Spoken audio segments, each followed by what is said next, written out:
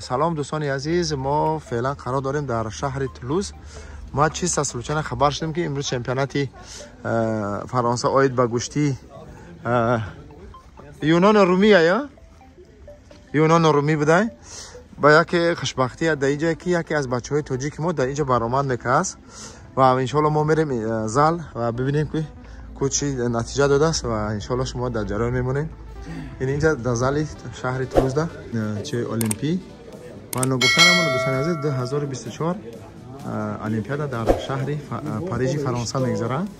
این هم چیزی که در چندین دولت های دنیا گذشته بود المپیاد، مثلا المپیاد 2004 2000 اتلانتا، سیدنی، افینا، دیگه پکین و بارسلونا 92. این طرف هم اینا المپیاد 80 مسکو، توکیو 64، مکزیکو، سئول، مونیخ، مونرئال و دیگر. با دوستان عزیز دیگه برنامه ما رو منتظر باشین ان شاء الله که با برنامه ما ادامه دارم. دوستان عزیز چمپیونات در همین زل میگذشته است، تمام شد.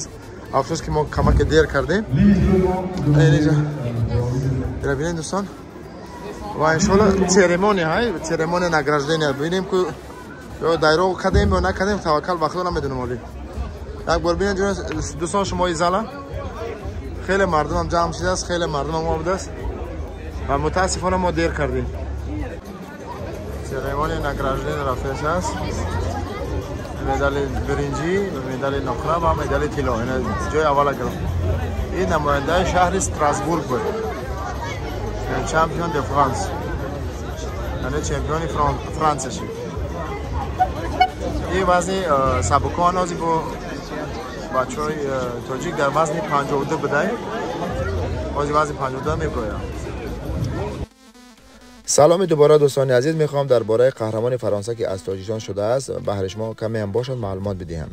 یعنی حذیفه محمد اقبالیان در تاریخ 22 سپتامبر سال 2006 میلادی در شهر سابق قرآن‌تپه و حالا باختر حاضره به دنیا آمده است و چند سال میشه که در رشته های مختلفی ورزشی مشق کرده است و تمرین کرده است. مثلا در 2 سال اول که شروع کرد به مشق در رشته باکس مشق کرده است و 1.5 سال دیگه در رشته MMA و 2.5 سال آخر باشه دوستان عزیز در رشته گشتین طرز آزاد که نتیجه را شما این در نمارهای خود میبینید.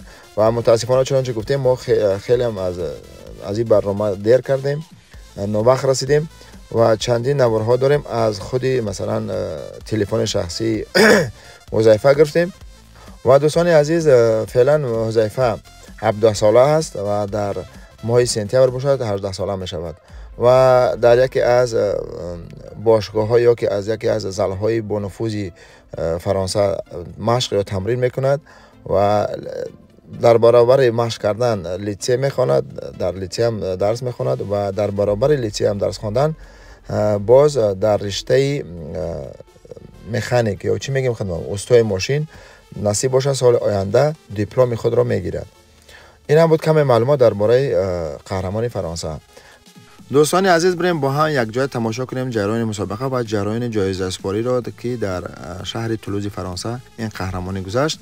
و دوستان در مسابقه حذیفه با لباس های سفید برآمد کرده شده است. محمد لیون حذیفه de Chitigan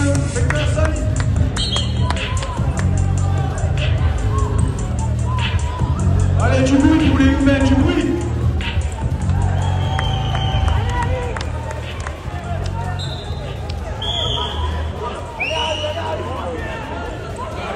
Champion de France humain, 52 kilos, Huzaifa Mohamed Libonian.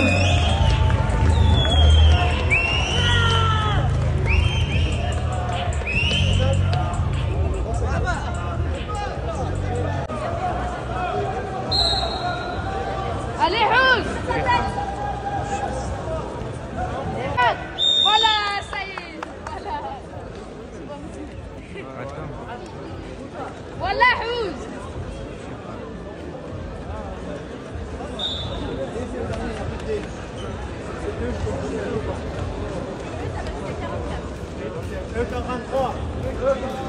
Trop chaud, ça. Là, il aura encore 3 دوستان عزیز این هم مدالاشونن مدالا رو بینین در هر وزن و اینجا هم فوتبالکا هم بوده مدال برنجی مدال نقره و مدال تیلا Premier, quatrième, Alifa Touré.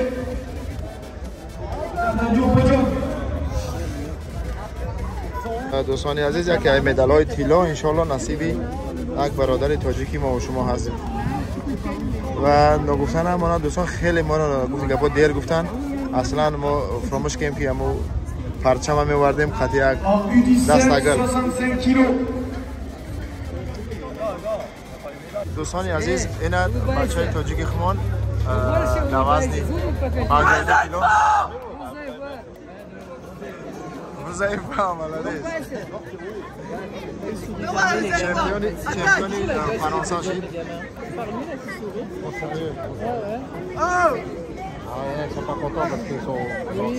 ماشاءالله ceremonia nagradenia شد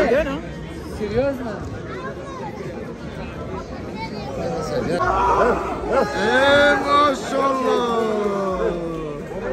تبریک گفتیم برادران تاجیک خمان در شهر تولوز قهرمان فرانسه شد فوتبالکا در راست بگی فوتبالکا را 57 kilos, médaille de bronze, chez nous Gaspard, Chamalière, médaille de bronze, Thibaut باید با Gaspard, گشتی کلاسیکی آزاد وال میگن باز میریم انشالله اینترویوش هم میگیریم چون چی گفتیم ما در مجموعه ورزشی شهر تولوز قرار داریم و دوستان عزیز ببینید اینی گفتی گپا که برادر تاجیک ما که برنده مدال طلا شد در فرانسه در وزن 52 این همون برادر تاجیک ما اینمی هست ولی نصیب باشه چند دقیقه بعد اینترویوش هم میگیریم این هم طلای همی هست مدال همی هست محمد مدال تا بگی در گردن دادوش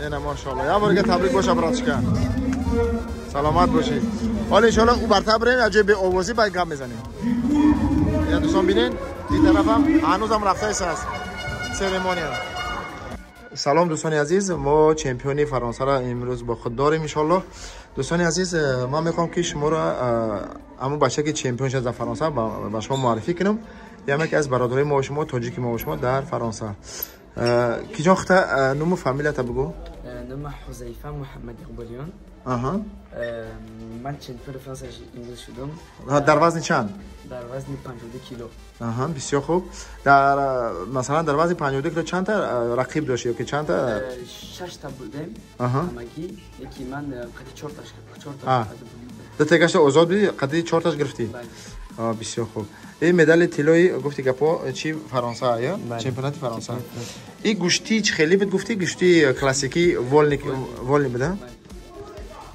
خب بسیار خوب خیلی بازم تبریکت میگم براتشکا خیلی وقتا خوشحال شدیم متاسفانه ما کمک دیرتر خبر شدیم چون در دیگه جا بودیم تو دیگه شهر اومدیم که دیر شد دوستان عزیز اینا جمع آمدی امروز هم خاتمه یافت ان شاء الله اینا کم معلومات بود درباره همین تاجیک بچه خواستم که شما را معرفی کنم و تاجیک ما هم در فرانسه اخیل قهرمان شد اینجا در بین رفیقاش های بعد دوستان گفتن امانه این گروپ هم بچه ها این ترینراش یا هم چوش و این طرف دیگه گروپ های اینجا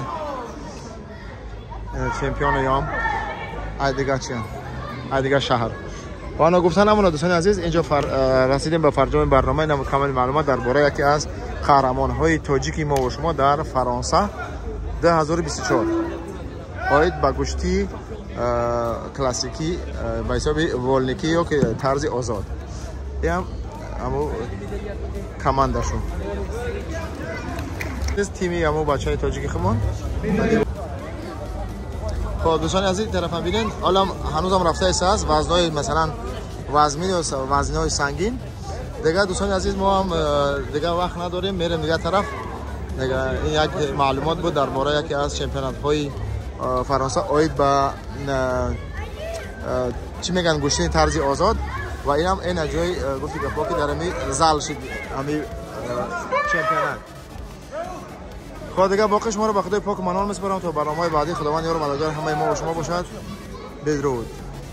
دوستان عزیز، وقتی که اگه هم ملت خود که اگه جوان تاجیک ببینید در ایتالی جاها خیلی خوشحال میشه، خیلی سر در آسمان میرسم. باور کنید دیگه ای خرسندی من نمیدونم ای کجا سیامکا کنم اکی را گفت گپا اینترویو بگیرم. خیلی دیگراش برادرای اکثریتش برادرای چچنن و برادر عرب، برادر فرانسه، همه هستن خلاص، همه ملت.